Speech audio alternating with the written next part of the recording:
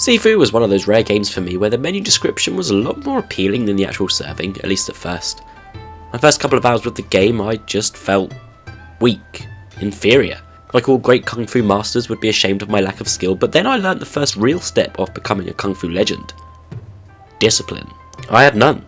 I would approach a fight with nothing more than the sole ability of mashing buttons like I was Mr. Potato Head's arch nemesis, and this method of fighting was pretty much like bringing a knife to a gunfight. Sifu is a beat-em-up brawler that requires player patience and determination to master its combat systems, but it is also just as much a rhythm dance of defense, and once I realised this, well, let's just say now, I know Kung Fu.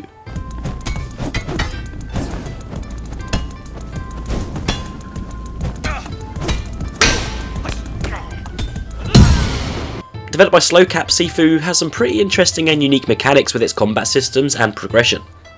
After witnessing the death of our former mentor, our goal is to take out 5 Kung Fu legends who all had involvement in tearing apart our life. The story setup is a classic tale of revenge, and it is enough to give us motivation to see the narrative through and get that sweet vengeance.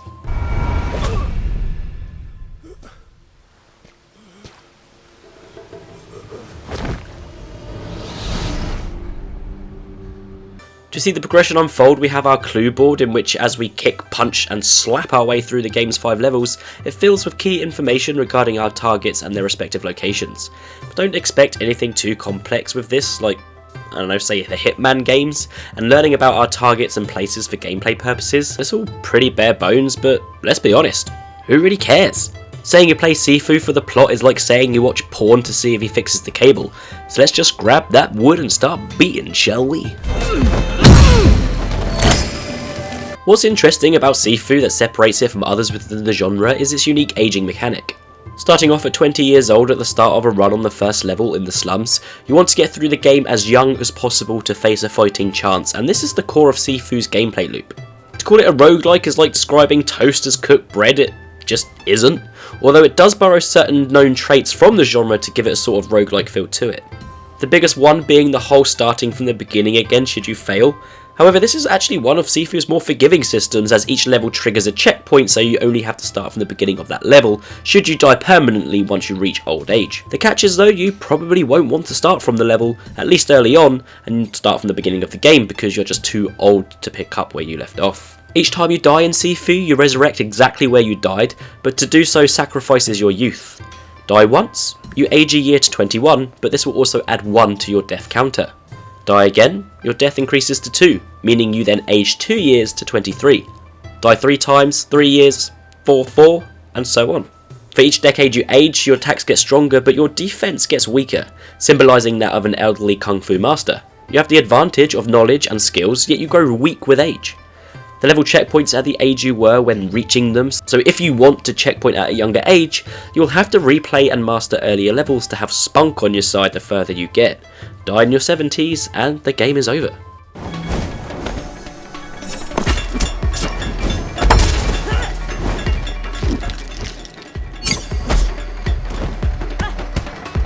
Drop it!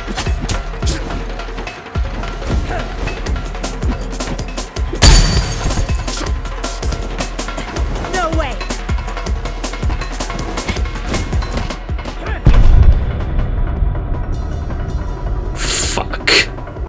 As you progress through a run, you will earn currency which you can spend on skills, additional fighting moves and combos, special attacks and increases to your focus meter and say health when you do a takedown. There's a lot to level up here. These will however reset after a permadeath on a run, however you can spend extra currency to unlock them permanently on all runs. Another slightly more forgiving roguelike trait should you decide to spend the big bucks. This whole system is a fascinating one and it adds a layer of depth to the game I hadn't been that compelled by in a little while, being honest. What it perhaps does best is take away some of that tedium and frustrations of replaying earlier sections of the game up to a dozen times or so. And you will be replaying this a lot. This game is harder than your nipples on a frosty morning dip in the lake, but the challenge is what drives you. If, big if, you can overcome the learning curve. I'm not too ashamed to admit I almost gave up on this game and deleted it from my hard drive just a couple of days after I started playing. The opening level isn't actually that bad. As we go to take down the first of the 5 targets, the game introduces us to the mechanics. You have your square for light attacks, triangle for heavy, with a block and parry system with L1 and a dodge with R2. Pretty standard affair, and whilst I would say the first attempt on the first level is more difficult than your average game, it wasn't anything too mental. Every enemy, including your stealth, has a posture meter of sorts, stance meter, that can be broken with combos. Once the stance is broken, you can conclude business with a gratifying and visceral finishing move. These were so satisfying to pull off and can be so savage, it's basically Kung Fu's answer to Doom glory kills.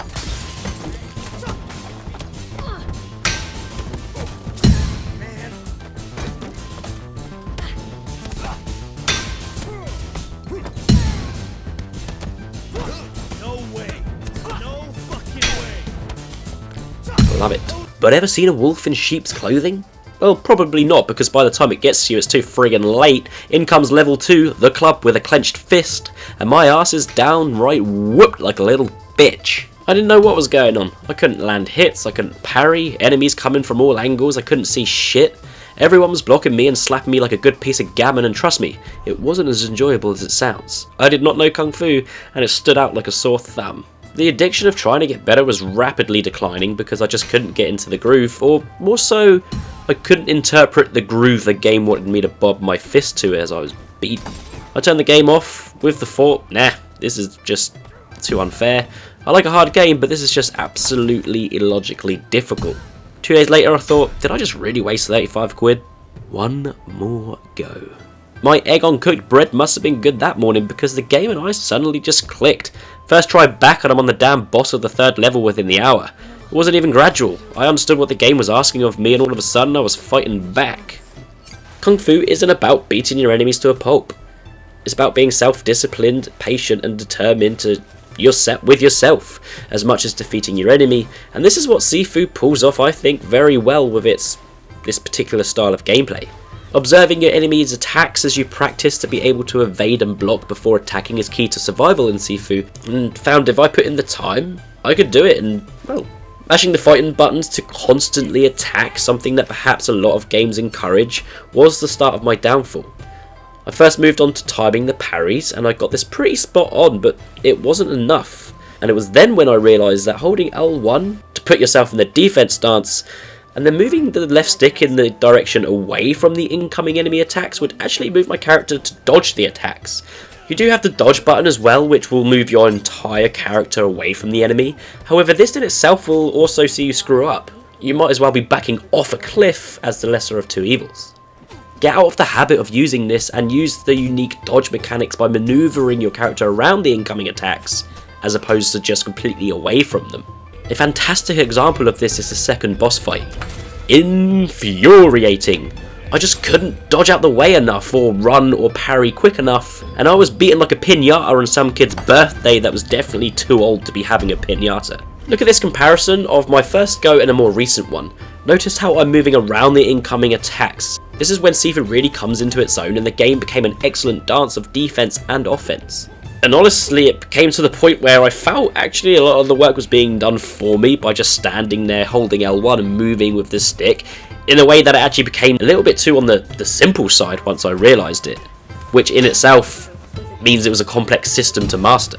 The boss fights really made you put your skills to the test, and furthermore, with the bosses, aside from being the most challenging part of the game, I found they were the most interesting aspect of the story also. Many years have gone by since that child witnessed their crimes, and a lot has changed since then. One particular villain had basically reformed themselves, ridding their past and looking to the future. Do their current good deeds rewrite their terrible past? I mean, who gives a shit? Bopper in the nose. But it raises some interesting questions, at least a little, around the game's themes of revenge. It's nothing too philosophical, but again, it's enough for this style of game to get you thinking just a little bit. There's actually even an alternative ending for those of you who believe Harvey Dent was right with you, that you could either die a hero or live long enough to see yourself become the villain, as you can complete the game without killing the bosses at all, which makes for an interesting second playthrough. But do I recommend this game? If you have patience to hold back, study the levels, the enemies, the moves, if you're that kind of gamer, then yeah, absolutely.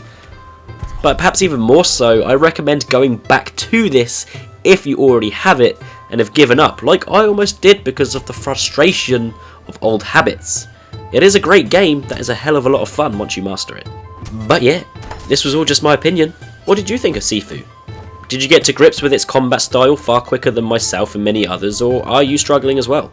Let me know in the comments below, and thanks for tuning into the broadcast. Now, if you'll excuse me, time to start those frustrations all over again.